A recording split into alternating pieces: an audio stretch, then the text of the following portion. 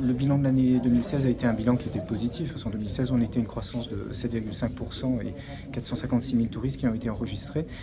Mais ce qui est intéressant également, c'est l'année 2017, donc qui démarre aussi bien, voire mieux que 2016, parce qu'on est aujourd'hui à 147 000 touristes de janvier au mois d'avril, donc une croissance qui approche les 16%. Donc c'est quelque chose quand même qui est assez exceptionnel, qui n'a jamais été enregistré jusqu'à présent.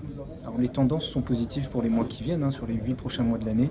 On est encore à des tendances pratiquement à 2 chiffres, ce qui nous laisse espérer en tout cas non seulement de dépasser le record de 2011 où on avait 471 000 touristes, mais pratiquement d'approcher les 500 000 touristes, donc le demi-million de touristes qui arriveraient à La Réunion avec des recettes économiques et un taux d'emploi qui serait assez conséquent. Alors, sur les recettes touristiques, dans un premier temps, en 2016, on était à 326 millions d'euros de recettes touristiques, uniquement pour les touristes extérieurs, j'entends, parce qu'on a aussi également la clientèle locale.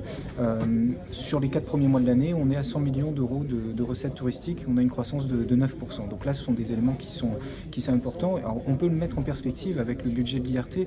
Alors, le budget de l'IRT, on est entre 15 et 16 millions, mais sur les 15 et 7 millions, on a uniquement, je dirais, 6 à 7 millions d'euros sur la promotion touristique, là où nos voisins mauriciens, en nous, ont pratiquement le double. Donc c'est vrai qu'on se compare assez fréquemment. Maintenant, je pense que quand on met 7 millions en promotion et que ça rapporte 326 millions, voire 350 cette année, le ratio il est quand même assez bon. De grosses actions sont en cours, des voyages de presse, et on travaille beaucoup avec les médias nationaux et internationaux. On a une grosse opération au mois d'août qui s'appelle la tournée des plages, où on va faire la tournée d'une vingtaine de plages en métropole, où la destination en Réunion sera visible auprès de tous les vacanciers, moment où ils sont le plus à l'aise pour penser à leurs prochaines vacances. Ce qui explique ces bons résultats.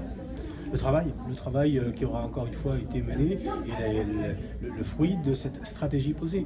Donc accueillir dans de bonnes conditions les touristes, l'accueil réunionnais est un accueil de qualité et puis nous sommes, les Réunionnais le savent, sur la plus belle île du monde. Donc il ne faut pas simplement le faire savoir et l'IRT aura su ces derniers mois, ces dernières années, donc mettre en œuvre une vraie politique de communication, une vraie politique marketing qui permet effectivement de mieux reconnaître la Réunion comme étant une île et une destination de qualité exemplaire. L'objectif c'est il y a des périodes de pointe, comme tout le monde le sait aujourd'hui, donc ces périodes de pointe sont relativement simples à tenir, mais il faut que nous arrivions sur l'ensemble de l'année à pouvoir accueillir donc, des touristes donc, en nombre, et donc il y a un travail qui est mené aujourd'hui, à travers aussi une autre logique que nous défendons, qui est celle d'un tourisme culturel, donc à travers les grandes manifestations et les grands événements culturels à La Réunion, à faire en sorte que nous soyons donc dans des périodes intermédiaires pour pouvoir lisser encore une fois donc l'accueil des touristes sur l'ensemble de l'année.